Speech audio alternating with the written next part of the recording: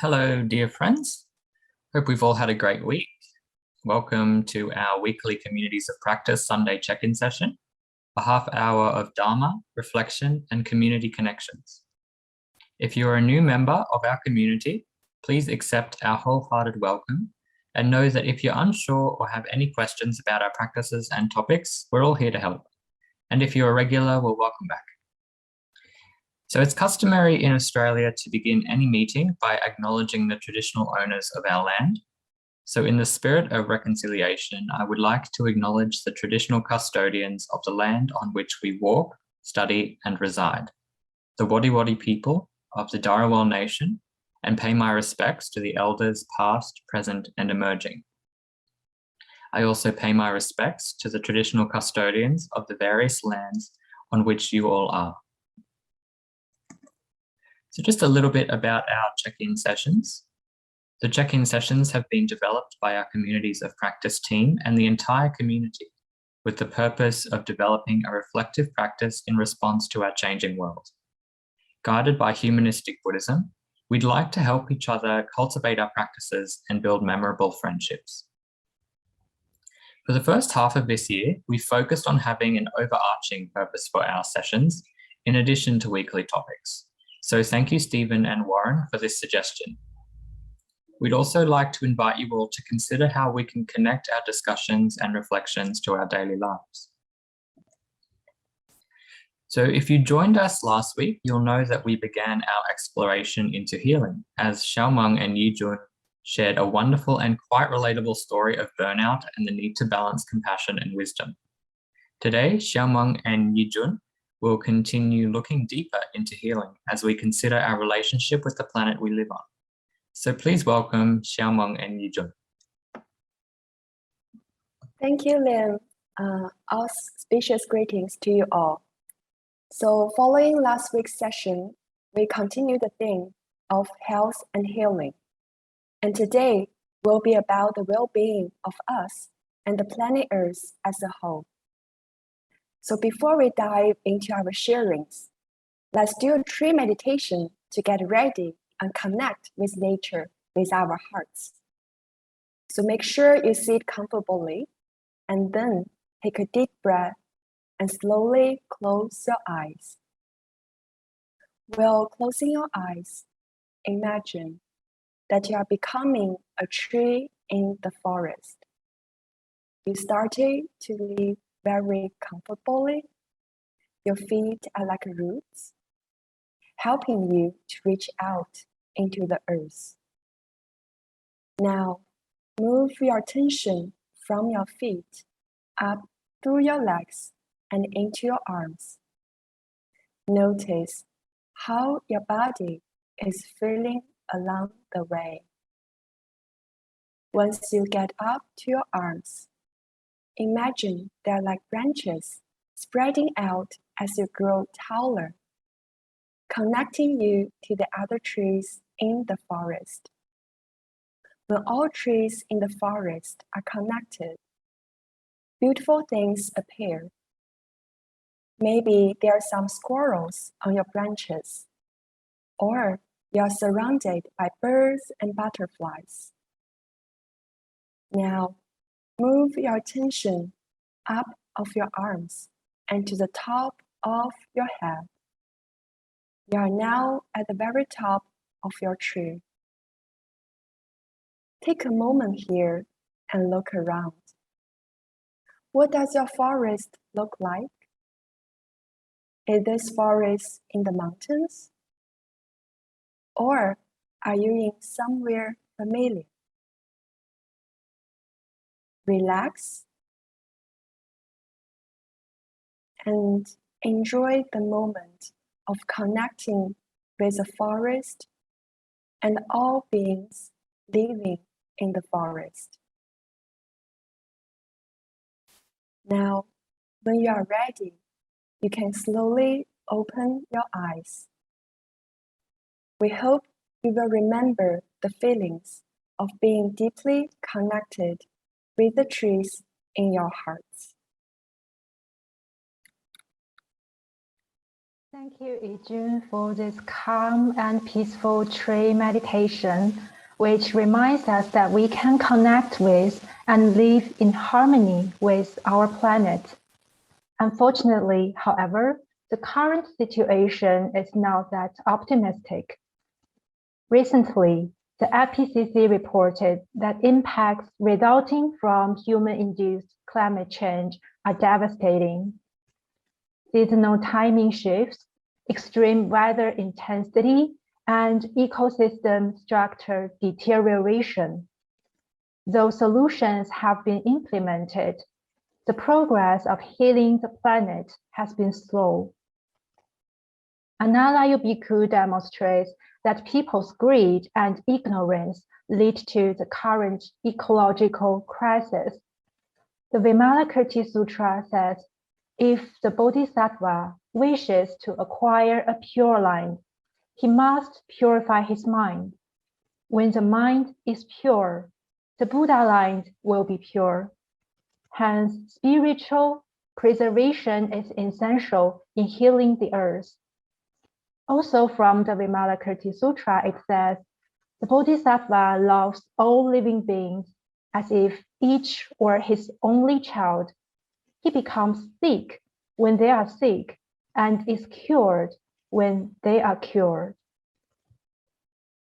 Mindfulness can help us perceive clearly our mental states, respond appropriately, and take meaningful actions supported by deep awareness and moral responsibilities. Besides cultivating positive virtues such as the four immeasurable minds, loving kindness, compassion, joy, and equanimity could encourage us to be friends with the earth and not be overwhelmed by its illness. Spending time to explore our interconnectedness with nature in a healthy mindset will empower us to strive for its wellness. In turn, environmental preservation can be a way to enhance our spirituality and humanity. This means in the process of taking care of Mother Earth, we become healthier, both mentally and physically. So first, Mother Earth shows us her wounds to help us identify our defilements, such as greed and ignorance. Second, while cultivating ourselves to live in harmony with nature, we are planting good seeds to purify our mental state. When we try to reconnect with nature, we feel, receive, and appreciate the interconnectedness of all phenomena. When we start to reduce our material consumption and apply the 3 R's, reduce, reuse, and recycle, we are gradually cultivating mindfulness, letting go of attachment, and receiving the wisdom of emptiness.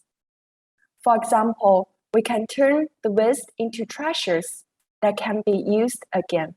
That's a wisdom.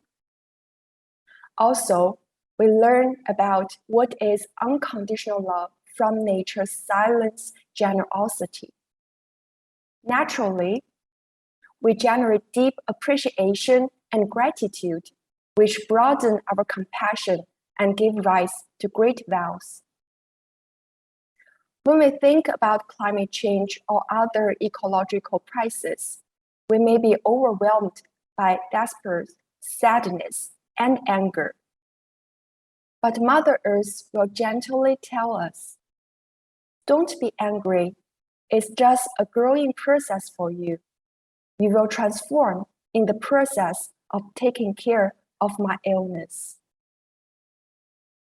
By knowing their mutual benefit, we encourage everyone to set the intention of practicing both environmental and spiritual preservation. Starting the baby steps of healing ourselves while healing our Mother Earth. By doing so, we gradually cultivate the best resilience, which is loving communities that take care of each other with compassion and deep awareness. So thank you for listening to our sharing. Now please allow me to pass back to our amazing host, Liam. Thank you, Xiaomeng and Yijun, for this deep sharing about our interconnectedness with nature. I'm sure it's given us a lot to think about. So now, dear community, it's over to you to discuss the following questions. What is your understanding of environmental and spiritual preservation? How can we practice, put our words into action to realize environmental and spiritual preservation to heal the planet and ourselves? Now we'll be placed in groups of 3 to 4 to share and discuss. In the beginning, we do recommend spending a little time getting to know each other so we can get a little more comfortable sharing and discussing. Of course, let your discussions flow as they do, but we'll provide a few little prompts here and there to guide you. Our sessions are guided by metta, which is unconditional love and kindness for all beings. So let's use this opportunity to express and receive loving kindness to and from each other by taking time to pause, share, and listen. Afterwards, we'll ask you to share some of your findings with the larger group, but for now, let's break out for some rich and nourishing discussions. See you all back in 15 minutes. Okay, welcome back, everyone.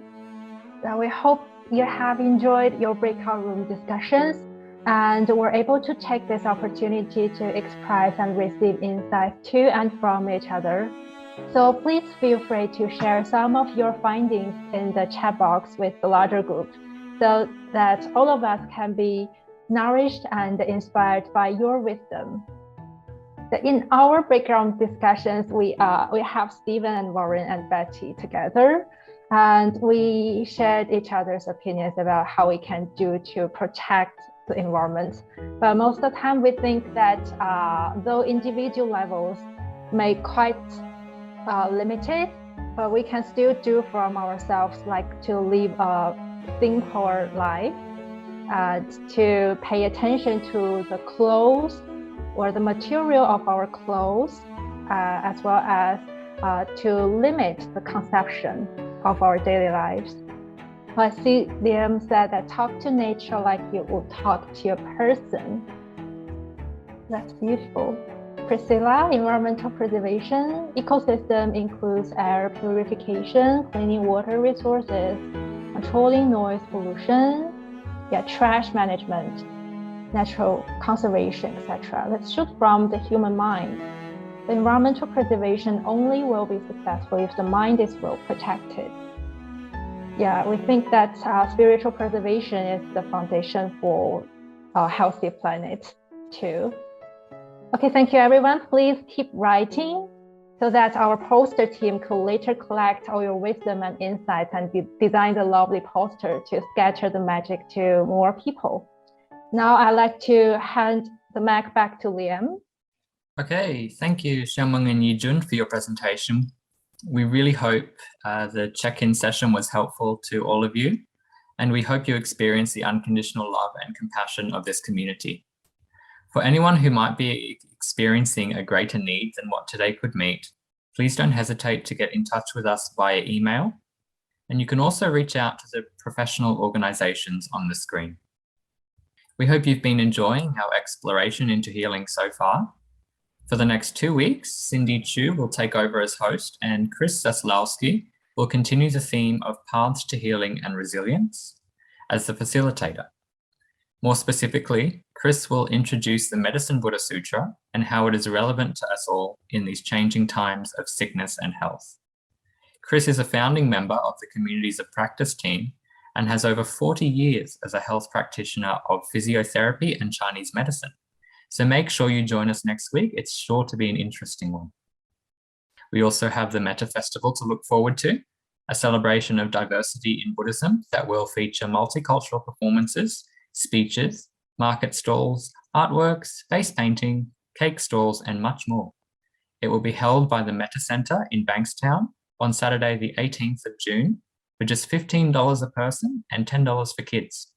So be sure to put that one in your calendar. It'll be a great day out. Nantian Institute's virtual open day is also coming up on the 23rd of June from 4 p.m. to 6 p.m. You'll have the opportunity to chat online with students and lecturers and find out what it's like to study at one of the most unique universities in Australia, with courses designed to help cultivate positive human values for our ever-changing world. We talk a lot about how great NTI is, so come along and find out what all the fuss is about. For now though, as we check out today, let's recite the dedication of merits together to send love and compassion to each other and whoever is in need.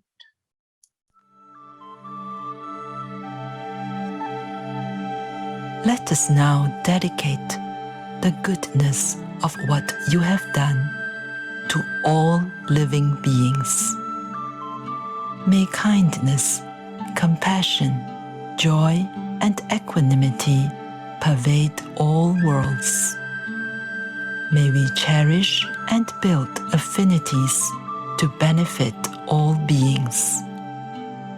May Chan, Pure Land, and precepts inspire equality and patience. May our gratitude and humility give rise to great vows.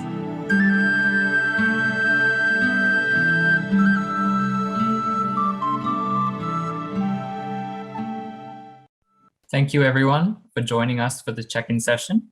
Now we'll continue with our usual post-check-in discussions. So please stay around for the next half an hour or so if you have time. Otherwise, we'll see you all again next Sunday at 11 a.m. Thanks everyone.